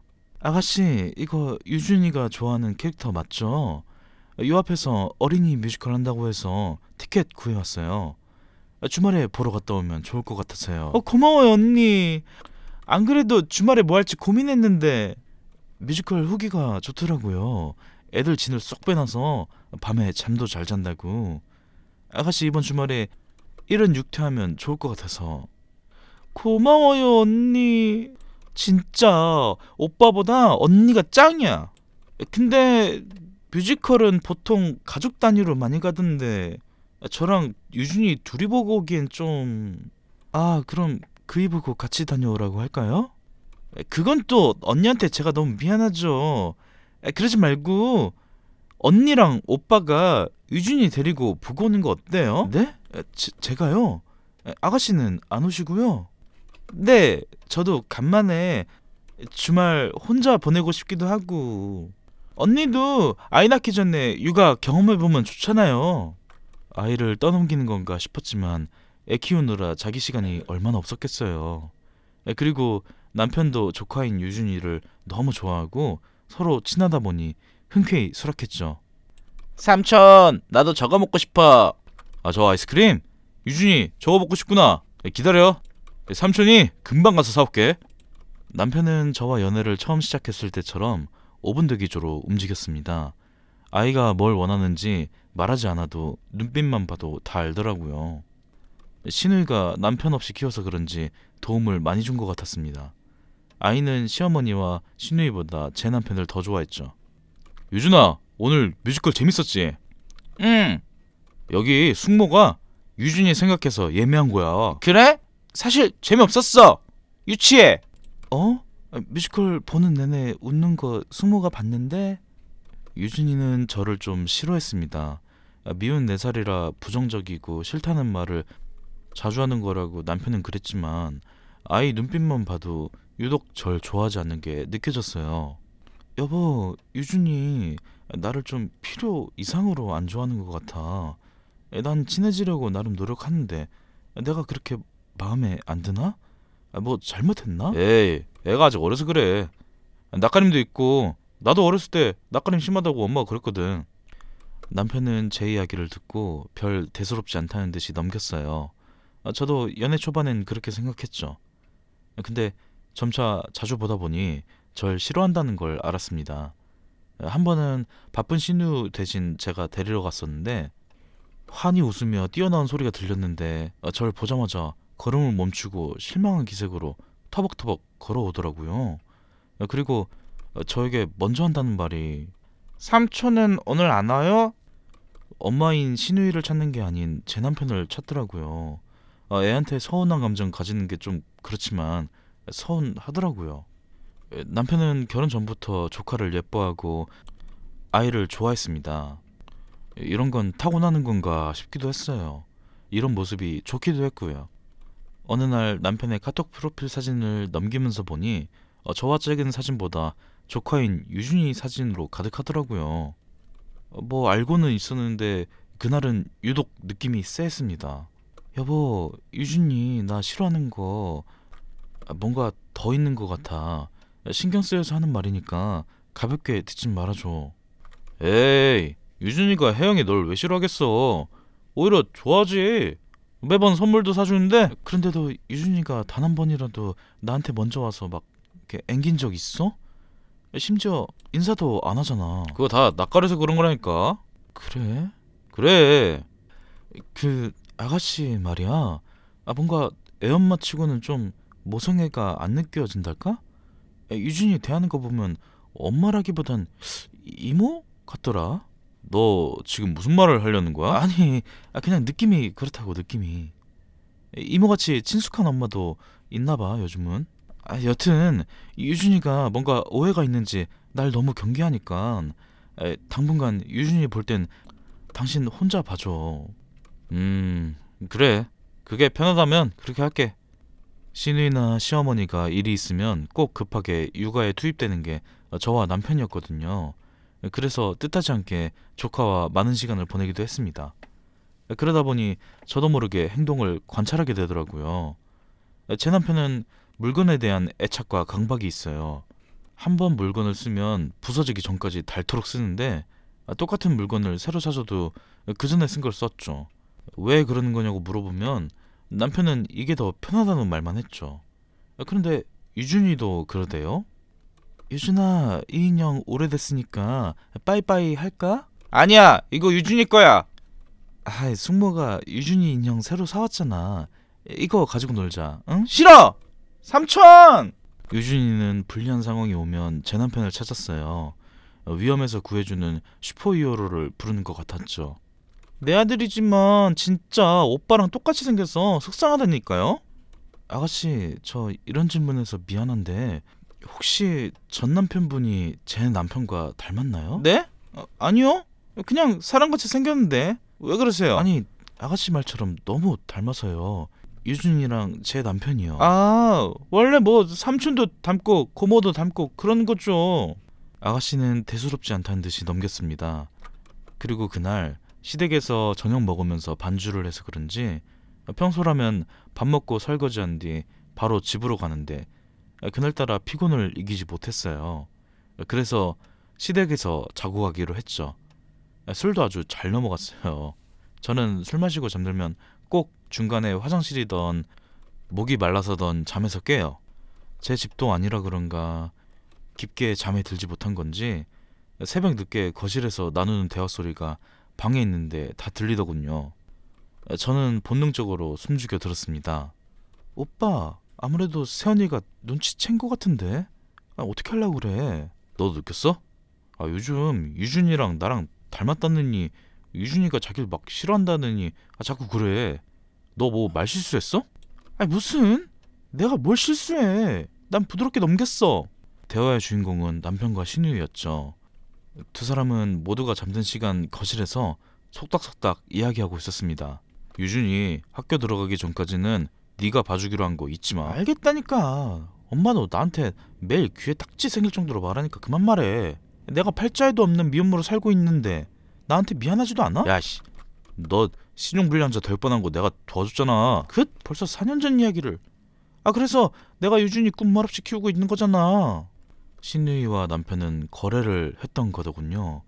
저는 엄청난 충격에 입을 틀어막고 눈물만 흘렸어요. 알았어. 쉿. 너 어쨌든 피임은 제대로 하고 있지? 유준이도 있는데 또 애라도 생기면은 그건 그거대로 일이다. 아이씨, 내가 뭐 가출 청소년이냐? 유준이의 친부가 남편이라는 사실을 알자 저는 속았다는 생각에 마주보는 것도 싫어졌어요. 사실 그 전부터 쎄하긴 했지만 진실을 알면 무너질 게 두려워서 애써 모른 척하고 있었던 것 같아요.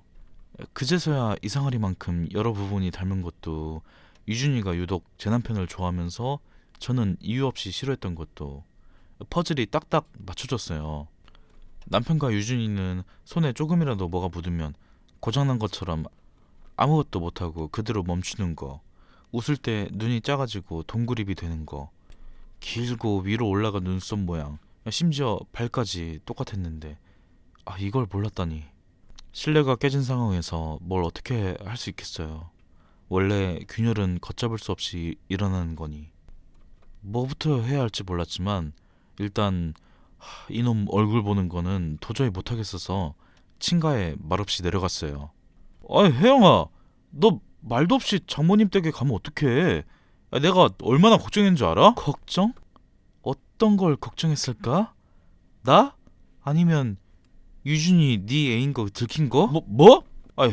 혜영아, 지금 무슨 소리를 하는 나 그날 다 들었어. 당신이랑 아가씨랑 하는 이야기. 어떻게 그런 걸로 여태 거짓말을. 너가 인간이니? 뭐 말이라도 좀 해보지. 야! 그래, 맞아. 유준이 내가 전 여자친구랑 만나다가 낳은 자식이야. 진짜 뻔뻔하다. 여태 조카인 척하더니 친아들이었어? 미리 말하지 않은 건 미안해. 그러면 네가 결혼하기 싫다고 할 것 같아서. 너 진짜 나한테도 애한테도 거짓말하는 거는 야, 인간 발종 사기꾼이지, 이 사기꾼 놈아. 그러는 넌 뭐 그리 떳떳해? 너도 유학 다녀왔다며. 아니, 다른 남자들이랑 얼마나 잤을지 내가 어떻게 알아? 아유, 몇 번을 이야기를 해줘도 뭐 눈에는 뭐만 보인다더니. 야, 이혼해. 이 결혼 무효야. 전 남편은 제 과거를 물고 늘어졌죠. 저는 과거에 유학을 다녀왔습니다. 남편은 외국에 여자 혼자 가면 해프게 놀았을 거라고 생각하더라고요. 예전부터. 아니, 차라리 가서 남자 만나 놀다 왔으면 억울하지도 않지. 학점에 쫓기느라 독서실에 틀어만 박히다 왔구만. 이런 인간이 절 그런 취급하는 게 참 어이가 없었어요. 전 그대로 집을 나와 엄마 집으로 갔죠. 그러자 시어머니에게 만나서 이야기 좀 하자고 연락이 왔죠. 혜영아, 사람이 살다 보면 실수도 하고 그런 거야. 너도 실수 안 하고 살진 않잖니. 어머니, 사람 찔러놓고 실수야 하면 살인 아니에요? 그 사람과 어머니 그리고 이 집안 식구들 저 대놓고 농락하신 거잖아요. 잘해주는 척, 가족처럼 대해주는 척 하다가 유준이 저희한테 떠맡길 계략이셨죠? 그걸 네가 어떻게... 어쩐지 신우이가 입양 보낼까 어떨까 하면서 나한테 유준이 어떠냐고 계속 떠보더라. 그래. 근데 그게 뭐 잘못됐니? 그냥 돌싱이라고 생각해. 이러면 다들 그 윈윈이잖아. 혜영아, 우리 딸이라고 부르던 시어머니는 가면을 쓰고 계셨던 건지 바로 냉수적이고 자비 없는 사람으로 변하더군요. 뭐 본인 아들에겐 끝까지 한없이 너그러운 사람이었죠. 뭐 애 있는 게 죄야? 오히려 책임감 있는 거잖니. 안 버리고 키운대잖아. 그냥 살아. 어? 그건 어머님 생각이시고요. 이 수많은 거짓말들은 그냥 심각한 범죄죠. 그냥 고소할래요, 난. 시어머니는 그 이후로도 툭하면 저에게 연락해 회유 아닌 회유를 하셨죠. 남편 역시 유준이가 걸리면 호적에 올리진 않을 테니 이혼하지 말자고 하더라고요. 그런다고 깨진 신뢰가 붙는 것도 아닌데 말이죠. 저는 모든 연락에 침묵으로 일관했고 변호사를 찾아갔습니다. 그리고 혼인무효 소송에 대해 알아봤죠.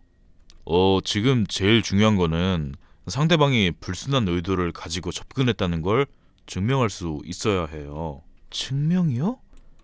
사람 하나 작정하고 속이려고 온 가족이 달려들었는데 제가 증명할 자료가 있을까요? 아니면 가족 중에 한 사람의 증언도 좋습니다. 그 순간 제 머리에 떠오른 사람은 단 하나, 신우이였죠. 신우이는 아직 어린 나이에 결혼도 안 했으면서 애엄마로 살고 있으니 불만이 많을 거였어요. 저는 신우이가 알바하고 있는 옷가게로 찾아갔습니다. 어서 오세요.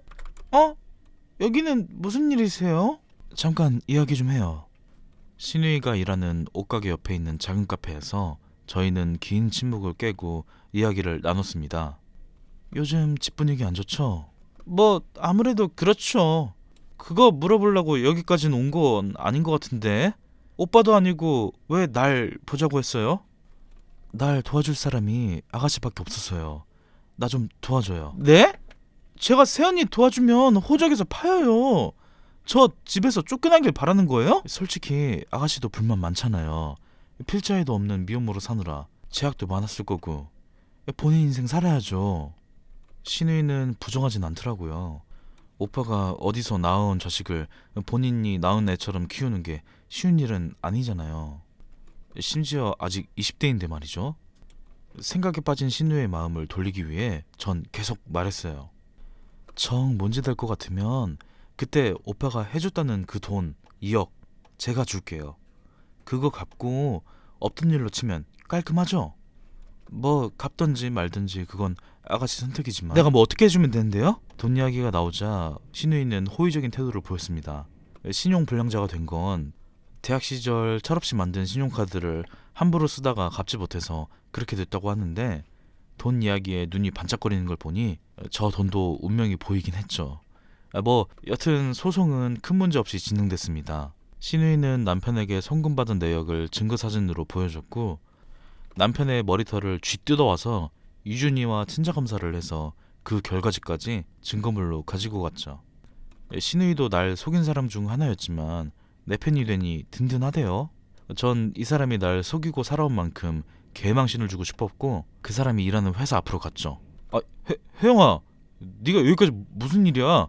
아, 뭐 합의해주게? 아, 그래, 잘 생각. 뭐 합의? 오빠가 어떻게 나한테 이럴 수 있어? 인공 눈물을 넣어서 눈물은 금방 떨어졌습니다. 저는 울면서 전 남편 놈의 뺨을 때렸어요. 회사는 딱 점심시간대였고 건물에서 사람들이 우르르 몰려 나오고 있었기 때문에 아주 좋은 구경거리였죠. 그리고 결정타인 유전자 확인서를 뿌렸습니다. 나쁜 놈. 네 애가 아니라고 하더니 네 친동생을 겁탈한 거야? 아, 야, 너 다 알면서 이게 무슨 소리야? 아, 내가 왜 내 동생이랑 전 여자친구랑 만든 애인 거 알잖아. 회사 사람들은 이 말을 듣고 수근거리기 시작했습니다. 이 팀장님 아들이 있었어? 조카가 아니라? 야, 그럼 동생이랑 근친? 수근거림이 계속되니 이 사람은 도망가더라고요. 그리고 소송도 제가 승소했죠. 혼인 무효 소송을 통해 전 결혼하지 않은 사람이 됐어요. 지금은 호적도 정리되어 전 남편 밑으로 유준이가 들어갔다고 해요. 신우이는 돈에 눈이 멀어 오빠를 배신했다는 이유로 집에서 투명인간 취급받다가 독립했다고 합니다. 본인이 사고 쳤으면 끝까지 책임져야지 왜 동생 앞길도 막는 건지. 이것도 웃긴 일이었죠. 전 이 사건 이후 사람을 더 못 믿게 됐습니다. 혹시라는 병이 생겨 최악의 과정을 생각하고 누구도 믿지 않아요. 당한 사람의 후유증이라면 후유증이겠죠? 제 사연은 여기까지입니다. 오늘도 사연을 들어주신 여러분 감사합니다. 안녕하세요. 시댁 매운맛 호되게 보고 겨울 탈출한 30대 중반 여자입니다. 원래 저는 33 먹도록 결혼 생각이 없던 사람이었어요. 제가 나고 자란 지역에서 시청 공무원으로 일하느라 바쁘게 살면서 남들의 결혼 소식도 그저 저랑은 다른 세상처럼 느껴졌죠. 그러던 제가 33이 되었을 때 인생에 예상치 못한 변화가 찾아왔습니다. 동기 등살에 못 이겨 소개팅을 했다가 지금의 남편을 만났는데요. 남편은 약속 장소에서 기다리고 있던 저를 보고 첫눈에 반했다고 해요. 제약회사를 다니는 신랑은 타고난 성격이 다정하고 세심한 사람이었고 그런 신랑의 열렬한 구애를 받으며 연애하는 내내 행복했습니다. 둘 다 나이가 있었기에 물 흐르듯 결혼 이야기가 나왔죠. 정신을 차려보니 제 넷째 손가락에 프로포즈 반지를 끼고 있더라고요. 당시만 해도 순진했던 저는 남은 인생에 장밋빛 꽃길만 펼쳐질 줄 알았어요. 하지만 인생이란 게 생각처럼 흘러가진 않더라고요. 시가 식구들은 인성이 파탄난 인간들이었고 인성 쓰레기 신우이 덕에 제 결혼 생활은 그야말로 산산조각 났습니다. 남편과 결혼을 결심하고 2주 만이 처음 만나는 상견례가 잡혔습니다. 제가 외동이라 저희 집은 부모님과 저뿐이었고 남편 쪽은 시부모님에 결혼한 시누이 내외까지 5명이었죠. 예약한 룸에 들어가려는데 남편이 갑자기 저를 붙잡고 신신당부하더라고요. 자기야, 나 너무 걱정되는데 내가 전에 말한 거 있지? 아, 자기 동생 얘기 말이야? 걱정하지 마. 나 오늘 꼭 아가씨 마음에 들도록 노력할게. 희연이가 나쁜 애는 아닌데 말을 진짜 세게 하거든. 세연이 될 사람이니까 제발 생각 좀 하고 말하라고 내가 미리 언질은 줬는데 누구한테나 그렇게 말하는 애니까 오해하지는 말았으면 좋겠어. 알았어. 뭐 얼마나 심하다고 그래? 보면 알아. 내가 옆에서 보다가 좀 아니다 싶으면 쳐낼 테니까 너무 걱정하지 말고 한 귀로 듣고 한 귀로 흘려. 남편의 여동생은 저보다 1살 많았는데요. 자기 주장이 강하고 성격이 세서 어릴 때는 남편이랑도 자주 싸웠다고 들은 적이 있었습니다. 남편은 예비 시누이가 저한테 말실수를 할까봐 긴장한 눈치였어요.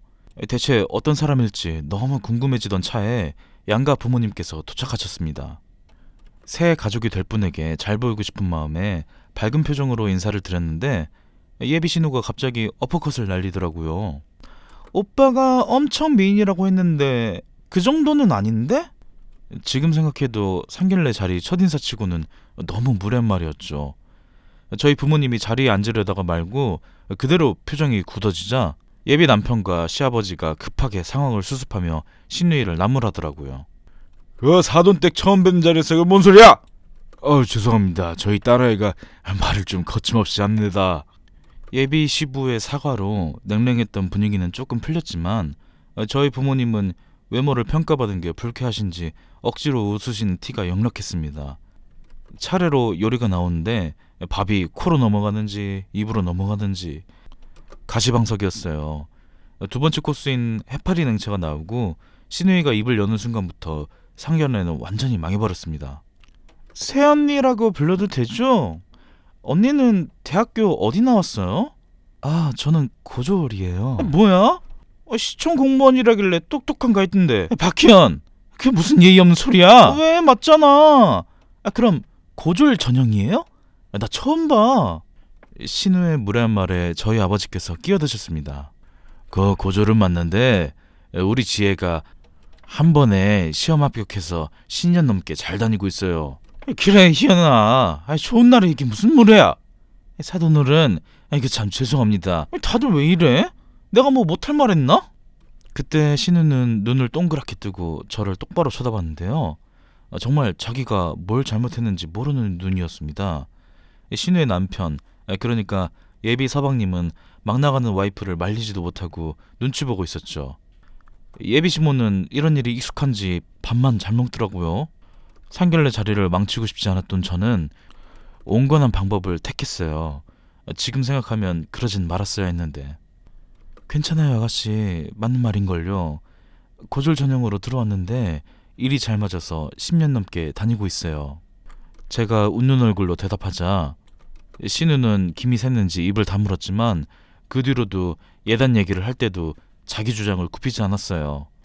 요샌 신우한테도 뭐 하나 해준다는데 가방은 좀 그런가? 가만히 참고 있던 서방님이 철없는 예비 신우를 꾸짖자 신우는 입이 대팔 나오더라고요. 금방이라도 쩍소리를 내면서 갈라질 것 같이 얼어붙은 분위기를 깨고 아버님께서 입을 열었습니다. 그 죄송합니다. 저희 딸아이가 새 가족 만난다고 기분이 좋다고 하더니 살짝 선을 넘었나 봅니다. 장인어른, 정모님, 정말 죄송합니다. 아버님과 예비 남편이 고개까지 숙이며 사과하시자 저희 아버지는 난감해하셨고 저는 예비 씨가 눈치 보랴 엄마 아빠 눈치 보랴 바빴습니다. 그렇게 환장의 상견례가 거의 마무리되고 예비 씨 댁 가족들이 발렛 맡긴 차를 찾는다며 먼저 나가시자 저희 엄마는 저를 보면서 제 손을 꼭 잡았어요. 지혜야, 너 이 결혼 진짜 괜찮겠니? 너 남편 될 사람은 괜찮은 것 같더만 시댁 식구들이 영 힘들겠어. 그러나 저는 남편을 너무 사랑했기에 꿋꿋이 결혼을 하겠다고 답했죠. 어린 시절부터 지금까지 제 결정을 항상 믿고 응원해 주시는 부모님은 이번에도 제 결정을 지지해 주셨고 저는 그렇게 남편과 결혼식을 올리게 되었습니다. 그렇게 우여곡절 끝에 시작된 남편과의 신혼생활은 너무 행복했습니다. 그런데 갑자기 알콩달콩 잘 사던 저희 부부에게 큰 변화가 생겼죠. 제약회사 영업일을 하는 남편은 결혼하고 해외 영업 쪽으로 부서를 옮겼는데요. 해외 출장을 나가면 몇 주씩 있다 와야 했어요. 여보, 우리 신혼인데 내가 자주 집을 비워서 어쩌지? 아니야, 괜찮아. 일 때문에 그런 건데 미안해하지 마. 우리 평생 붙어 살 건데 자유시간이라고 생각하지 뭐. 말은 그렇게 했어도 남편이 집에 없으니 사실 너무 심심하고 외로웠습니다. 사정은 신윤에도 비슷했는데 서방님은 강원도 부대에 있는 직업군인이라 주말마다는 못 오고 2주에 한 번씩 집으로 오더라고요. 시모는 제 속도 모르고 신우 혼자 있으니 자주 만나서 친해지라고 하더군요. 제 남편이 집을 자주 비운다는 얘기를 전해 듣고 신우가 옳다구나 한 거죠. 하필 신우는 면허가 없었고 자차가 있는 저를 밤낮 없이 불러대기 시작했습니다. 새언니, 주말인데 뭐해요? 그냥 누워있죠? 아가씨, 오빠 이번 주에 중국 출장 가서 집에 있었어요. 왜요? 아니, 백화점 세일한다길래 가고 싶은데 이 날씨에 버스 타기 싫어서요. 내 친구들이랑 나 라이딩 좀 해줘요. 언니 할 것도 없잖아요. 제가 사실 지금 대청소하려고 화장실에 락스 뿌려놨거든요. 그렇게 멀지도 않는데 택시 타시면 어때요? 뭐라고요? 아니, 언니가 5분 거리에 있는데 왜 돈 아깝게 택시를 타? 됐고 30분 후에 우리 집 앞으로 데리러 와요. 내 친구들도 차례대로 태우러 가면 되겠네. 네? 30분 후에요? 아가씨 끊을게요. 좀 이따 봐요. 신우는 꼭 친구들과 외출할 때마다 저를 불러서 운전을 시키고 자기 볼 일이 끝나면 다시 데리러 오라고 했어요. 저는 대형마트며 하플, 카페, 백화점, 하다못해 필라테스 학원까지 신우를 태워다 줬죠. 보통 이런 일이 반복되면 친구 중에 한 명이라도 이건 좀 아닌 것 같다거나 고맙다고 이야기하는 게 정상이지 않나요? 끼리끼리는 과학이다 라는 말이 있죠. 신우와 친구들은 정말 똑같은 사람들이었습니다. 점점 친구들도 제가 자기들 집 앞에 데리러 오고 내려주는 걸 당연하게 여기더라고요. 심지어는 차 방향제 냄새가 마음에 안 든다느니 세차할 때가 됐다느니 별소리를 다 하면서 저를 정말 기사처럼 부려먹었어요. 그럴 때마다 성격이 워낙 소심한 저는 분란을 만들기 싫어서 꾹 참았는데 참는 게 능사가 아니라는 걸 뼈저리게 깨닫게 되었습니다. 신우가 그때쯤 임신을 했는데 그때부터 요구하는 수준이 점점 심해지더라고요. 제가 묵묵히 다 해주니까 이제 누울 자리 보고 발을 제대로 뻗기 시작한 거죠. 남편이 없을 때를 기가 막히게 알고 자기 집에 불러서 집안일을 시키기 시작한 겁니다. 언니, 나 진짜 졸려서 그러는데 설거지만 좀 해주면 안 돼요? 언니, 하는 김에 청소기도 좀. 나 속이 좀 안 좋네. 언니, 온 김에 화장실 청소도 해주면 안 돼요? 지금 이걸 듣는 분들은 대체 왜 제가 호구처럼 이걸 다 해줬냐고 답답해 하실 것 같아요. 제가 워낙 소심해서 거절을 잘 못할 뿐더러 영악한 신우는 제가 조금이라도 싫은 티를 낼라 치면 이것도 못 도와주냐 난리를 치면서 역으로 저를 이상한 사람 만들더군요. 언니, 표정이 왜 그래요? 설마 싫어요? 입덧 때문에 저 냉장고는 쳐다도 못 보는데 그럼 나 그냥 굶어요? 신우는 아이를 방패로 저를 살살 구슬리고 협박해서 부려먹었고 설상가상으로 시모까지 저를 압박하기 시작했습니다. 희연이한테 얘기 들었다. 요새 입덧 때문에 난리도 아니더라. 네가 회사 근처 사니까 희연이 좀 많이 도와줘. 남편도 가까이 없어서 가뜩이나 힘들텐데 가족 좋다는 게 뭐니? 저는 그렇게 개인 기사직에 더해 신윤의 집안일까지 떠맡고야 말았죠. 해외 출장에 바빠서 집에 잘 들어오지 못하는 남편에게는 차마 말할 수가 없었어요. 그러길 몇 달째 하루하루 말라가던 제 인생에도 귀인이 나타났습니다. 동료들과 회식을 하고 있는데 핸드폰을 놓고 화장실을 간 사이에 신우가 부재중 전화를 엄청 걸었던 겁니다. 얼마나 전화를 많이 했는지 옆자리에 앉았던 동료가 핸드폰을 들고 화장실까지 왔더라고요. 주사님, 아가씨라고 저장된 분한테 전화랑 카톡이 엄청 오던데? 저희 신우인가 봐요. 신우이요? 이렇게 전화를 많이 하는 거면 무슨 일 있는 거 아니에요? 신우가 임신 막달인데 제가 자주 도와주거든요. 메신저를 확인해보니 싱크대가 꽉 막혔는데 못 들켰다고 얼른 와달라는 내용이었습니다. 제 표정이 점점 굳어지니까 동료가 조심스럽게 묻더라고요. 혹시 주사님, 신우이분 성함이 어떻게 되세요? 저희 신우요. 이름은 왜요? 보려고 본 건 아니고 카톡 알람이 계속 울리길래 얼핏 봤는데요. 프로필 사진이 제가 아는 사람 같아서요. 박희연 맞나요? 맞아요. 주사님이 저희 아가씨를 어떻게 아세요? 동료의 입에서 신우 이름이 나오자 저는 소스라치게 놀랐습니다. 동료는 옆 부서 같은 직급의 여자분이었는데 신우가 맞다고 하자 순간적으로 표정이 안 좋아졌어요. 고등학교 동창이었어요. 친한 건 아니었고요. 주사님, 이런 말 드리긴 뭐한데 힘드시겠어요. 그 순간 의미심장한 동료의 말에 갑자기 눈물이 왈칵 날 것 같았습니다. 힘들겠다 한마디였을 뿐인데 그땐 왜 그렇게 따뜻한 위로를 받는 기분이었을까요? 그러다 문득 신우 이름만 말했는데도 동창 반응이 이런 걸 보니 고등학교 때도 성격이 개차반이었구나 싶었죠. 저희 신우 고등학교 땐 어땠어요? 그래도 가족분인데 말씀 드려도 될지 모르겠어요. 박희연은 올롤롤롤롤롤 동료와 저의 대화는 시모한테 전화가 오는 바람에 끊어지고 말았습니다. 스피커 모드를 안 했는데도 까랑까랑한 시모 목소리가 동료한테까지 들릴 지경이었어요. 얘! 희연이가 너 찾는데 왜 전화를 안 받니? 막달인 신우이가 찾으면 일하다가도 얼른 가야지 뭐 하는 거야? 어머님 죄송해요. 회식 중이라 못 봤어요. 얼른 가볼게요. 제가 주섬주섬 짐을 챙기자 동료가 제 귀에 속삭이더라고요. 주사님, 다음에 기회가 되면 다시 얘기해요. 그날 밤 저는 그렇게 찜찜한 기분으로 신우 집에 가서 싱크대를 뚫어야만 했습니다. 그렇게 한 달이 지나고 신우는 아이를 낳았습니다. 시모는 우리 희연이가 초산이라 너무 고생했다며 연신 눈물을 찍어내더라고요. 아이를 낳으면 신우의 형포가 좀 잠잠해질까 싶었지만 남들 다 있는 남편이 곁에 없는 신우는 오히려 예민의 끝을 달렸습니다. 저녁에 아이 재우는 걸 도와달라며 부르고 서방님 없는 주말에는 아침부터 불러서 청소기 좀 돌려달라, 분유 좀 타달라, 심지어 아기 손빨래까지 해달라고 쫄랐죠. 아이가 목을 가누기 시작하자 아예 저한테 목욕까지 맡겨버리더군요. 그날 생각하기도 싫은 끔찍한 사단이 일어났습니다.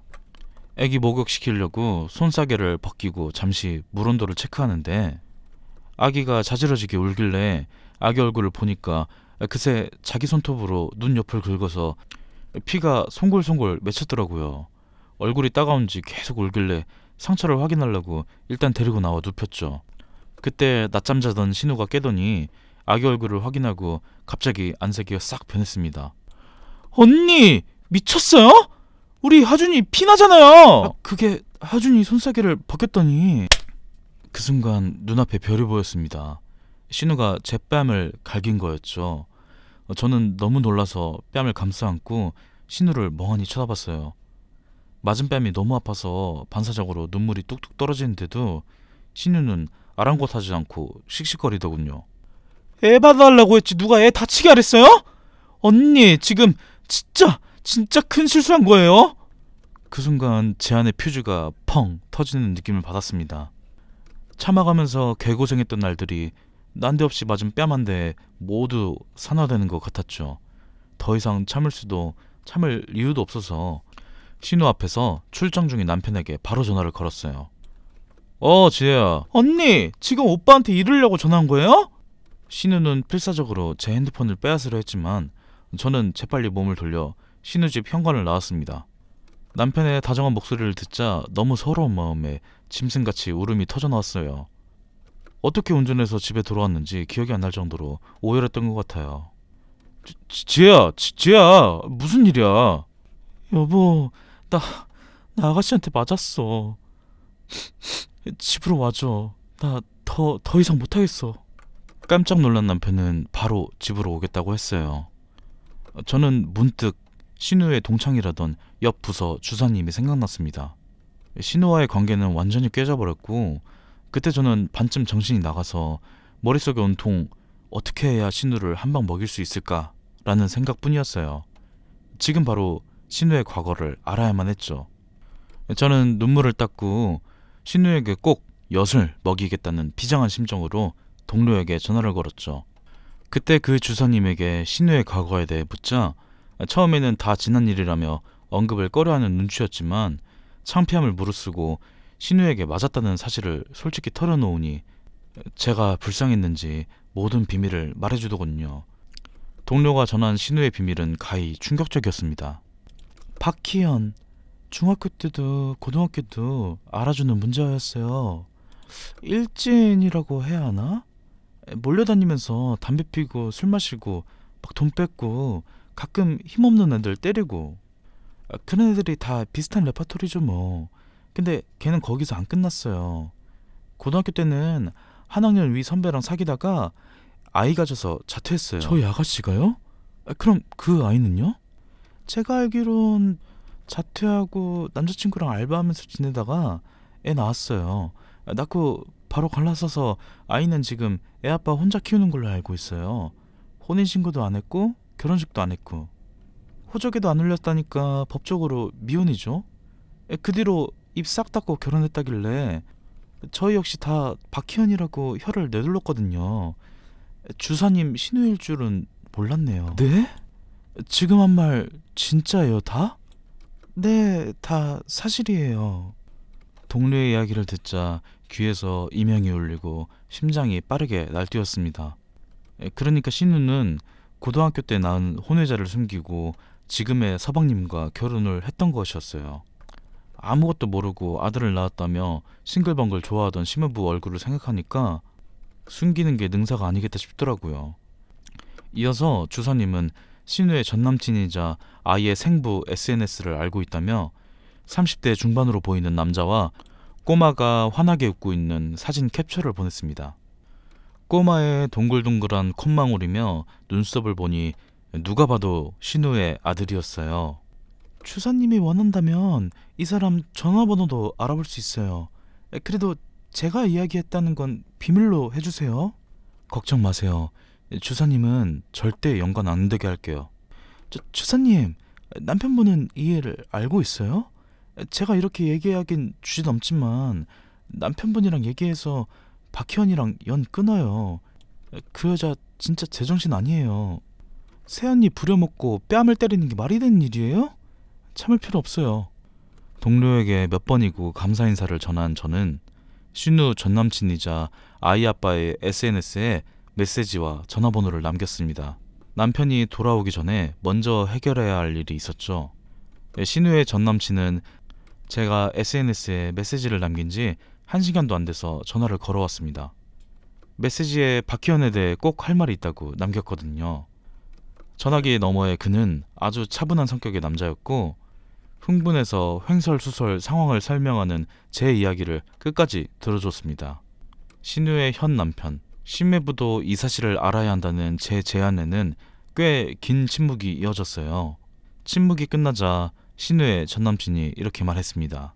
솔직히 메시지 보고 많이 망설였는데 이 생각 하나로 연락했어요. 박희연, 그 인간 같지도 않은 여자가 애기 배꼽도 안 떨어졌을 때 버리고 떠나서 우리 진우는 평생 엄마 없는 애로 살았거든요. 미혼부로 출생신고하느라 소송도 오래 걸리고 말도 못하기 힘들었어요. 뭐라고 말씀을 드려야 할지. 근데 박희연은 이제 진우를 잊고 사는 것 같아요. 과거는 싹 없고 또 다른 아이의 엄마가 됐다니 헛웃음이 나오네요. 필요하신 게 있으면 도울게요. 정말 감사합니다. 신우 전남친과의 긴 통화를 끊자 남편이 집에 도착했습니다. 주차장부터 쉬지 않고 달려왔는지 헝클어진 머리에 온통 땀범벅이 된 남편은 빨갛게 부어오른 제 뺨을 보고 분노했어요. 여보, 어떻게 된 거야? 희연이가 이런 거야? 자기야, 그게 내가 다 해결할게. 걱정하지 마. 미안해, 지혜야. 저는 남편 품에서 한참을 울다가 간신히 진정하고 그동안 있었던 일을 말했습니다. 자초지종을 들은 남편은 너무 놀랐는지 손까지 떨더라고요. 신우가 아이를 가졌던 시기에 남편은 타지에서 대학교를 다녔고 집에 잘 오지 않아서 자퇴한 건 알았지만 신우가 아이를 낳았다는 사실은 까맣게 몰랐다고요. 남편은 얼음물을 마시면서 진정하더니 베란다에 나가서 한참을 누구랑 통화했어요. 통화가 끝나자 남편은 저를 데리고 신우 집으로 향했고 시부모님에게도 당장 오라고 하더군요. 그동안 제가 신우네 집안일을 하는 걸 뻔히 알면서도 방조하고 부추긴 이유를 캐물으려고 하는 것 같았어요. 모두가 도착한 신우네 집은 살얼음판이었습니다. 남편이 제 손을 잡고 들이닥치자 신우와 시모가 깜짝 놀라 벌떡 일어나더군요. 오빠, 지방 출장이라고 하지 않았어? 야, 박희연, 지혜 왜 때렸어? 네 입으로 말해. 아니, 그게 아니라 내가 너무 힘들어서 육아 좀 도와달라 했더니 언니가 우리 하준이 얼굴을 손톱으로 긁었어. 피가 줄줄 나잖아. 언니, 도와주기 싫으면 말을 하지 그랬어요. 네? 신우는 끝까지 뻔뻔한 얼굴로 거짓말을 늘어놨습니다. 신우 눈에서 닭똥 같은 눈물이 뚝뚝 떨어지자 탄력받은 시모까지 합세했어요. 잘못했다고 피로도 모자른 판에 친남편한테 고자질을 해? 너 아주 맹랑하구나. 애 얼굴은 자기가 긁은 거고요. 어머님은 끼어들지 마세요. 저희 일이에요. 뭐? 너 미쳤니? 시모가 손을 들고 때릴 것처럼 한 발짝 다가서자 남편이 시모와 제 사이를 막았습니다. 이 사람 건드리지 마세요. 결혼 후에는 지혜가 지켜야 할 제 가족이에요. 뭐야? 그리고 두 사람 저 바보 만드니까 재밌어요? 희연이 고등학교 때 애 낳았다면서요. 그 엄청난 일을 어떻게 숨기고 결혼할 수 있어요? 호적에만 없으면 세상에 없던 애가 되냐고요. 그게 무슨 소리야? 내가 무슨 애를 낳아? 신우가 잡아떼자 저는 신우 전남친에게 부탁했던 사진을 신우 눈앞에 내밀었습니다. 신우와 신우 전남친이 다정하게 얼굴을 맞댄 사진. 출산 당일에 신우와 신우의 전남친이 아기를 안고 울고 있는 사진이었죠. 사진을 보자 신우의 얼굴이 하얗게 질리더군요. 뭐야? 언니가 왜 이 사진을 갖고 있어요? 그때 신우의 남편이 군복을 입은 채로 현관에 들어섰습니다. 생각지도 못한 그의 등장에 모두가 얼어붙었고 심해부는 다가와서 제 핸드폰을 조용히 받아들고 신우의 과거 사진을 한참 바라봤습니다. 형님 연락받고 왔어. 마침 내일 포상휴가 받고 깜짝 놀라게 해주려고 했는데 다 거짓말이길 바랬는데 다 사실이었네. 자기야, 이거 나 아니야. 합성이야. 자기야, 오해야. 이서방, 잠깐만 내 얘기를 좀 들어보게. 이서방. 신우는 손을 달달 떨면서 남편을 잡으려 했지만 심해부는 차가운 얼굴로 뒤돌아 나가버렸습니다. 신우와 시모는 몰아치는 상황에 넋이 나간 것 같았어요. 남편은 이제 우리가 할 일은 끝났다며 저를 데리고 그 집을 나와버렸습니다. 나오기 전에 한마디를 던지는 것도 잊지 않았죠. 이제 저희는 알아서 살 테니까 연락하지 마세요. 남이라고 생각하시면 편하겠네요. 그렇게 신우와의 긴 악연은 완전히 끊어졌습니다. 남편은 이게 다 본인이 자리를 오래 비워서 생긴 일이라며 회사를 박차고 나와 출장이 적은 업계로 이직에 성공했어요. 신우는 남편에게 이혼당하고 유책 배우자로 양육비 소송까지 걸려서 투잡까지 뛰고 있다고 하네요. 신우의 전남친에게도 소식을 알렸더니 마음이 후련하다 하더군요. 이제라도 그 긴 악연에서 벗어났으니 저도 사랑하는 남편과 함께 인생을 즐기면서 살아보려고요. 부당한 일이 있을 때 참는 게 답이 아니라는 것을 너무 비싼 값을 치르면서 알게 됐지만 더없이 속은 시원합니다. 이 사연을 듣고 계시는 여러분들도 참지 말고 자기를 지킬 수 있는 건 내 자신뿐이라는 것을 알았으면 좋겠습니다. 지금까지 제 사연 들어주셔서 감사합니다. 모두 행복하시고 건강하시길 바라면서 이만 마치겠습니다.